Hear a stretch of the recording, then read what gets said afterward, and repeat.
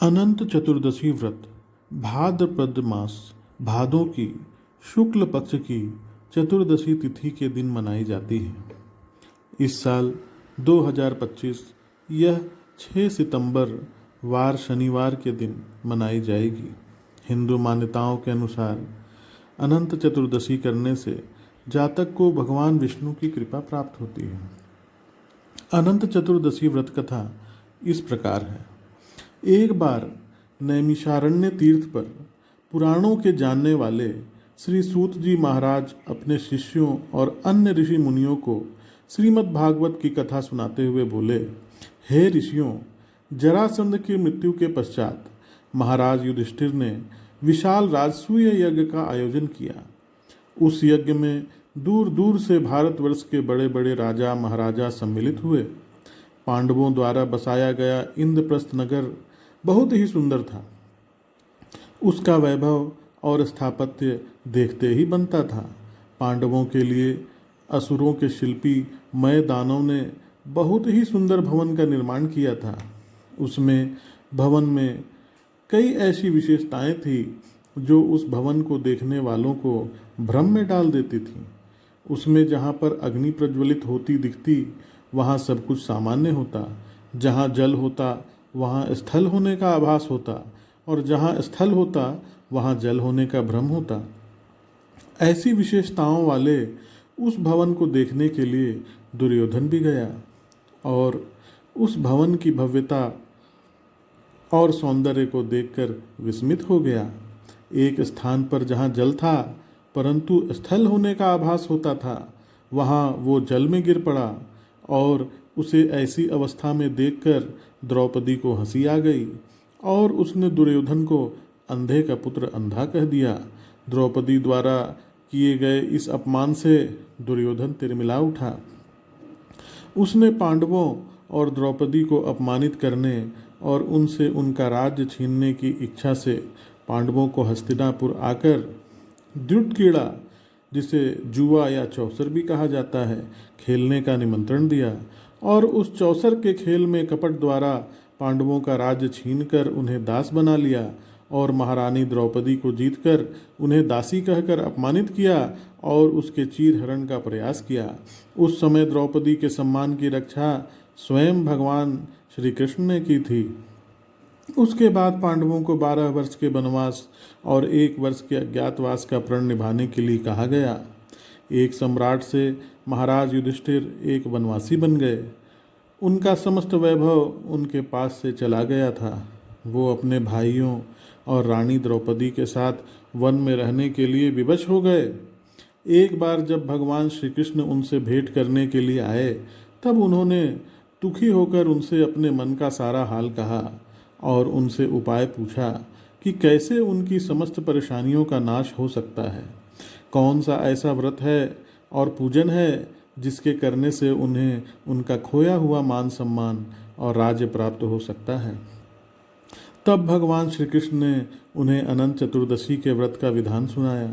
श्री कृष्ण ने कहा कि हे धर्मराज, अनंत भगवान का व्रत एवं पूजन करने से आपकी समस्त परेशानियों और दुखों का नाश हो जाएगा और जो कुछ भी आपने खोया है वो पुनः आपको प्राप्त हो जाएगा। आपकी सभी मनोकामनाएं पूर्ण होंगी।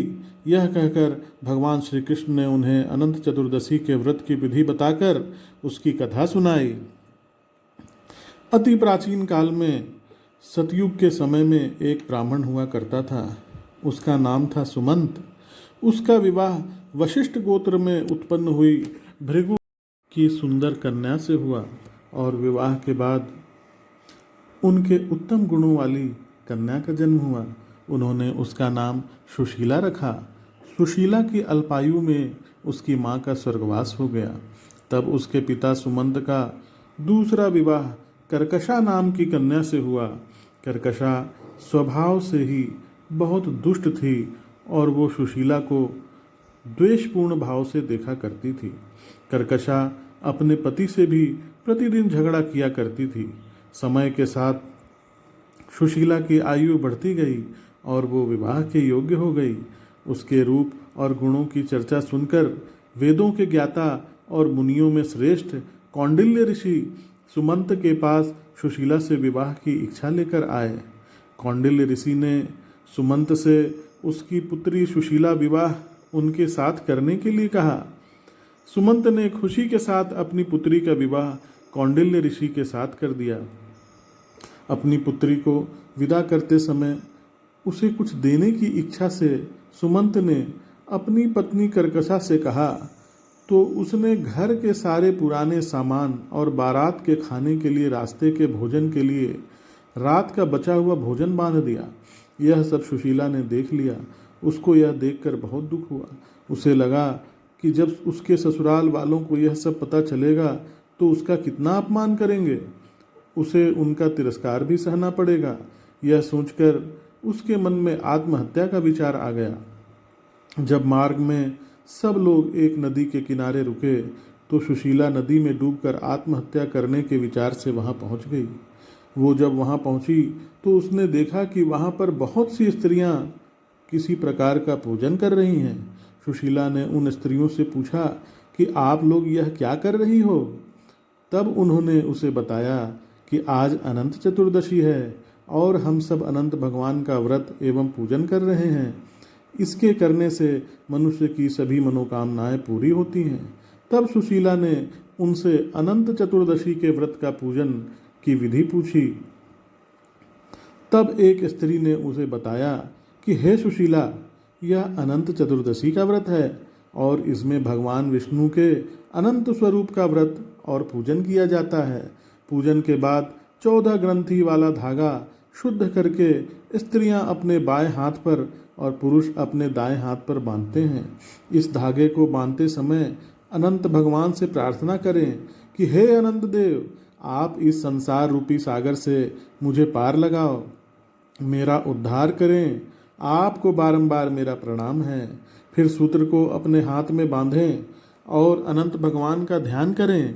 तब सुशीला ने वही व्रत का संकल्प किया और पूजन करके अपनी बाई बाह पर 14 ग्रंथि युक्त सूत्र बांधा और अनंत भगवान से प्रार्थना करी, हे प्रभु, आप तो सब जानते हैं, आज मेरे ससुराल वालों के समक्ष मेरी और मेरे पिता की लाज रखें।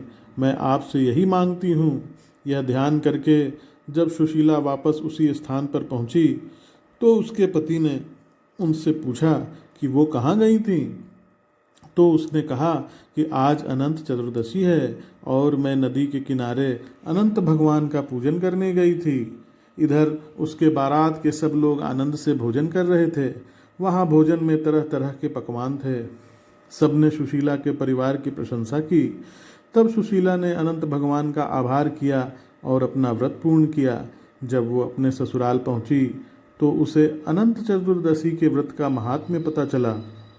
उस व्रत के प्रभाव से उसके परिवार में सुख समृद्धि बढ़ने लगी और धन धान्य से उसका घर परिपूर्ण हो गया। उसका जीवन सुखमय हो गया। एक बार उसके पति की दृष्टि उसके हाथ पर बंधे सूत्र पर पड़ी तो उसने सुशीला से पूछा कि यह क्या है और तुमने इसे क्यों बांध रखा है। तब सुशीला ने कहा कि हे स्वामी, यह अनंत भगवान का सूत्र है। मैं अनंत भगवान का व्रत करती हूँ और उन्हीं की कृपा से आज हमारे पास धन धान्य आदि सब कुछ हैं।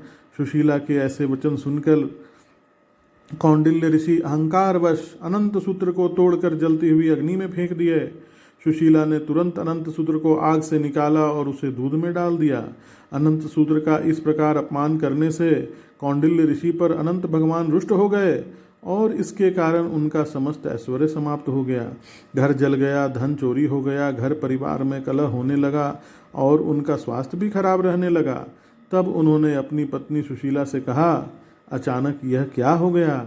हमारा सारा धन वैभव नष्ट हो गया। तब सुशीला ने उन्हें कहा कि यह सब अनंत भगवान और उनके उस सूत्र के अपमान के कारण हुआ है। तब कौंडिल्य ऋषि को अपनी गलती पर पश्चाताप हुआ और उसका प्रायश्चित करने के लिए वो तप करने और अनंत भगवान के दर्शन की इच्छा से वन में चले गए। वन में पहुंचकर कौंडिल्य ऋषि इधर उधर घूमकर सबसे अनंत भगवान के विषय में पूछने लगे। वन में उन्होंने एक फलों से लदा पेड़ देखा जिसमें कीड़े पड़े हुए थे। उन्होंने उससे पूछा कि तुमने अनंत भगवान को देखा है क्या? तब उस वृक्ष ने मना कर दिया और कहा, नहीं, मैंने नहीं देखा है। यह सुनकर जब कौंडिल्य ऋषि आगे बढ़ने लगे तो वृक्ष ने कहा कि अगर तुम्हें अनंत भगवान मिलें तो उनसे पूछना कि मेरे अंदर कीड़े क्यों हैं। तब कौंडिल्य ऋषि उसे हाँ कहा और वो आगे बढ़ गए। अनंत भगवान के दर्शन की इच्छा मन में लिए कौंडिल्य ऋषि वन में आगे बढ़ते रहे। वन में उन्हें घूमती गायें और बछड़े मिले। तब कौंडिल्य ऋषि ने गायों से पूछा, हे गौ माता, क्या तुमने अनंत भगवान को देखा है? तब उस गाय ने भी मना कर दिया। आगे कौंडिल्य ऋषि को एक बैल मिला। उससे भी उन्होंने वही प्रश्न किया तो उस बैल ने भी उन्हें मना कर दिया। उससे आगे उन्हें 2 पुष्करनियाँ मिली। उनसे भी उन्होंने वही सवाल किया और उन्होंने भी वही उत्तर दिया जो उनसे पहले सबने दिया था। इस प्रकार कौंडिल्य ऋषि वन में आगे बढ़ते रहे और उन्हें जो भी मिलता उससे वो यही प्रश्न पूछते कि क्या आपने अनंत भगवान को देखा है?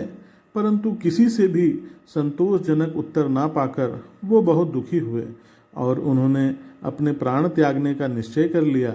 जब उन्होंने आत्महत्या का प्रयास किया तभी अनंत भगवान एक ब्राह्मण के रूप में प्रकट हो गए और कौंडिल्य ऋषि को लेकर एक गुफा के अंदर चले गए। उस गुफा के अंदर कौंडिल्य ऋषि को बहुत सुंदर लोक दिखा। वहाँ पर चारों ओर एक दिव्य प्रकाश फैला हुआ था। वहाँ पर सभी लोग प्रसन्न थे। वहीं पर उन्हें अनंत भगवान के विश्व रूप के दर्शन हुए। एक दिव्य सिंहासन पर अनंत भगवान शंख, चक्र, गदा, पद्म लिए गरुड़ के साथ विराजमान थे। भगवान के विराट रूप को देखकर कौंडिल्य ऋषि ने उनकी स्तुति की और अपनी गलतियों के लिए उनसे क्षमा मांगी। कौंडिल्य ऋषि के भक्ति युक्त वचन सुनकर अनंत भगवान ने उनसे कहा कि हे कौंडिल्य, तुम किस इच्छा से मुझे खोज रहे थे? तुम भय मुक्त होकर मुझसे अपने मन की बात कहो। तब कौंडिल्य ऋषि ने कहा कि हे प्रभो, मैंने अज्ञान और अहंकार के कारण आपका अपमान किया और आपके अनंत सूत्र को अग्नि में फेंक दिया, जिसके कारण मेरी सारी संपत्ति नष्ट हो गई, मेरे परिवार में अशांति हो गई, मेरी मान प्रतिष्ठा धूमिल हो गई। मैं अपनी गलती की क्षमा प्रार्थना लेकर आपके दर्शनार्थ यहाँ आया हूँ। आपके दिव्य स्वरूप के दर्शन पाकर मेरा जीवन धन्य हो गया।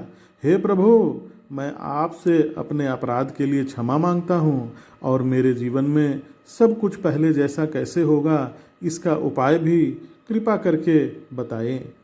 तब अनंत भगवान को उस पर दया आ गई और उन्होंने कहा, हे कौंडिल्य, तुम अपने घर जाकर 14 वर्षों तक अनंत चतुर्दशी का व्रत एवं पूजन पूरी श्रद्धा और भक्ति के साथ करो।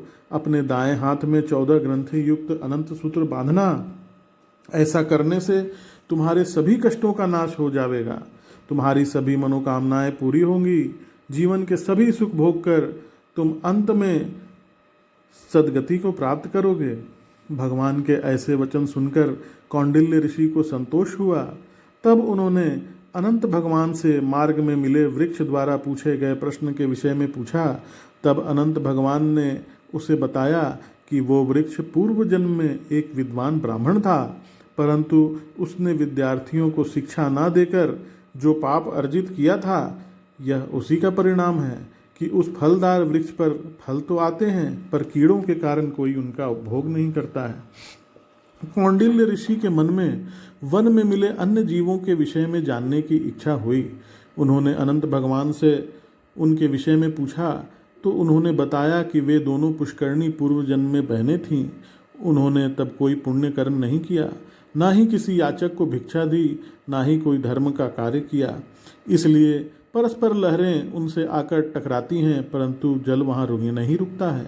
अनंत भगवान ने कहा कि वो गाय पृथ्वी है, वह बैल धर्म है, वह गधा क्रोध है, वह हाथी अहंकार है और वो गुफा संसार है और मैं अनंत हूँ। फिर कौंडिल्य ऋषि ने अपने घर आकर अपनी स्त्री के साथ 14 वर्ष तक अनंत चतुर्दशी के व्रत का पालन किया और अनंत भगवान की कृपा से जीवन के समस्त सुख भोग कर अंत में स्वर्ग को चला गया। फिर भगवान श्री कृष्ण ने धर्मराज युधिष्ठिर से कहा कि आप भी इस व्रत को करें। जैसे कौंडिल्य ऋषि और सुशीला की सभी मनोकामनाएं अनंत भगवान ने पूर्ण की थीं, उसी प्रकार तुम्हारी भी सभी मनोकामनाएं पूर्ण होंगी। जो कुछ भी आपने खोया है वो सब आपको पुनः प्राप्त होगा। भगवान श्री कृष्ण ने कहा कि हे धर्मराज युधिष्ठिर, अनंत चतुर्दशी का जो व्रत मैंने तुम्हें बताया है, उस व्रत को करने से मनुष्य अपने सभी पापों से मुक्त होकर स्वर्गलोक को जाता है। भगवान श्री कृष्ण के कहे अनुसार धर्मराज युधिष्ठिर ने भी अनंत भगवान का व्रत और पूजन किया। व्रत के प्रभाव से उनके सभी मनोरथ सिद्ध हुए और महाभारत के युद्ध में जीतकर उन्हें उनका राज्य और यश पुनः प्राप्त हुआ और मरणोपरांत पांडवों को स्वर्ग प्राप्त हुआ।